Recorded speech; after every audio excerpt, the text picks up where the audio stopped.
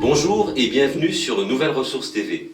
Aujourd'hui, je vais vous parler d'un problème de communication qui est bien souvent lié à la confiance en soi, notamment dans le domaine du couple. Prenons par exemple Paul et Virginie. Paul a invité Virginie à dîner ce soir aux alentours de 20 h. Et il se trouve que Paul est coincé dans les embouteillages, ce qui arrive malheureusement à tout le monde.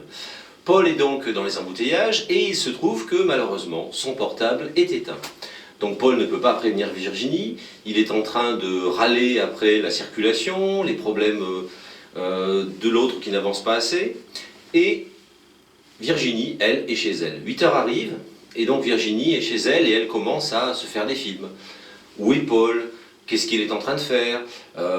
Est-ce qu'il a été voir des copains ? Elle se pose plein de questions et la mayonnaise commence à monter dans sa tête tout doucement et elle commence à se faire son propre film. Paul, lui, est en train de pester et continue de pester contre les embouteillages tout en ne pouvant pas prévenir Virginie. Virginie l'appelle, bien sûr, et tombe sur sa messagerie.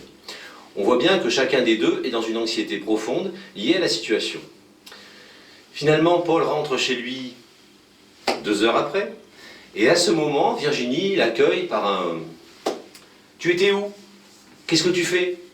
Comment ça se fait que tu n'es pas à l'heure ? Moi je t'ai attendu toute la journée » etc. etc. On imagine ce qui va se passer par la suite, Paul peut surréagir et va s'en suivre une monstrueuse dispute entre les deux. La situation aurait pu être complètement différente si chacun des deux avait exprimé non pas son ressentiment, mais ses sentiments. Virginie aurait pu dire « Je suis content que tu arrives quand même. J'étais inquiète. J'avais peur que tu sois parti avec quelqu'un. J'avais peur que tu ne m'aimes plus, que tu ne me considères pas assez, etc. etc. » On voit bien que si Virginie transmet ce message beaucoup plus positif, qui correspond à ce qu'elle ressent vraiment, Paul aura une réaction certainement différente. Tu sais, j'ai eu une journée extrêmement difficile, je suis resté longtemps coincé dans les embouteillages, mais je suis très content de te voir. Et écoute, je suis désolé ma chérie, nous n'allons pas aller au restaurant aujourd'hui, mais par contre, il y a une deuxième séance de cinéma et je te propose d'y aller. Et demain ou samedi, nous irons au restaurant tous les deux.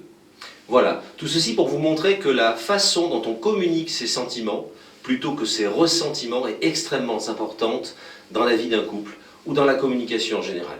J'espère que cette vidéo aura pu vous aider par rapport à votre perception des autres et à votre confiance en soi.